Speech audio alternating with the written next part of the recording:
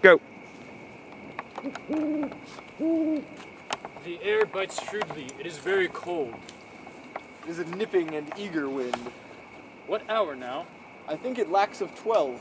No, 'tis struck. Indeed, I heard it not. It then draws near the season wherein the spirit held its wont to walk. What does this mean, my lord? The king doth wake tonight, and takes his rouse, keeps wassail, and the swaggering up reels. And as he drains his draughts of greenish down, the kettle drum and trumpet does bray out the triumph of his pledge. Is it a custom? Ay, marry, it is. But to my mind, though I am native here, and to the manner born, it is a custom, more honored in the breach than the observance. This heavy-headed revel, east and west, makes us traduced and taxed of other nations. They cleap us drunkards and swainish phrase.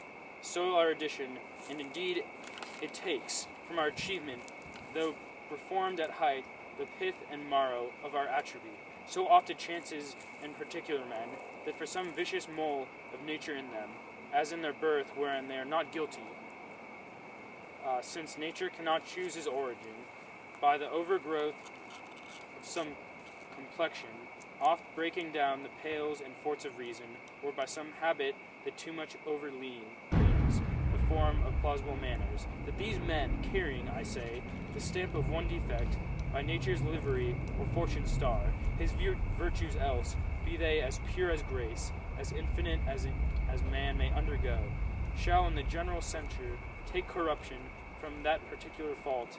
The dram of evil doth all the noble substance of a doubt to his own scandal.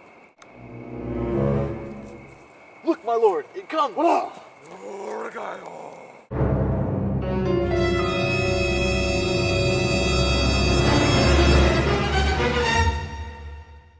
Angels and ministers of grace, defend us, be thou a spirit of health or goblin damned.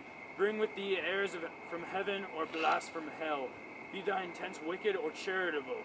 Thou comest in such a questionable shape that I will speak to thee. I call thee Hamlet, king, father, royal Dane. Oh, answer me. Let me be not burst in ignorance, but tell me why thy cannon's bones, hearsed in death, have burst their cerements.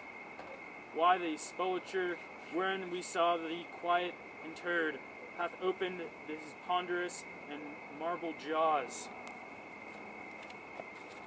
to cast thee up again.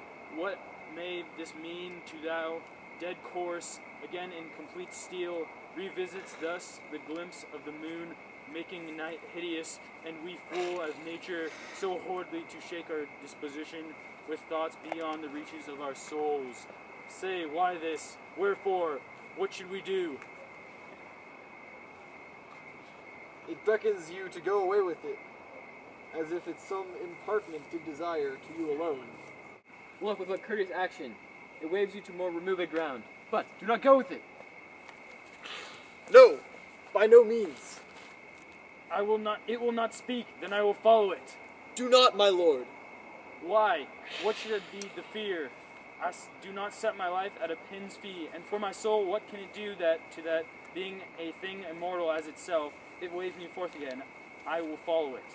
What if it tempt you toward the floor, my lord, or the dreadful summit of the cliff that beetles o'er his base into the sea, and there assume some other horrible form, which might deprive your sovereignty of reason and draw you into madness? Think of it. The very place puts toys of desperation without more motive into every brain that looks so many fathoms to the sea and hears it roar beneath. It waves me on. Go on, I'll follow thee. You shall not go, my lord! Hold off your hands! Be ruled. You shall not go. My fate cries out, and makes each pretty ature in this body as hardy as the Nemean lion's nerve. Still, I am called. Unhand me, gentlemen.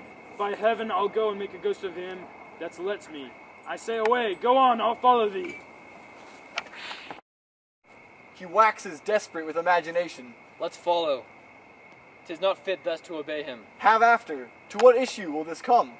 Something is rotten in the state of Denmark. Heaven will direct it. Nay, let's follow him.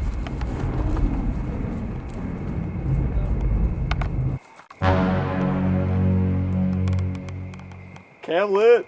Yeah, buddy.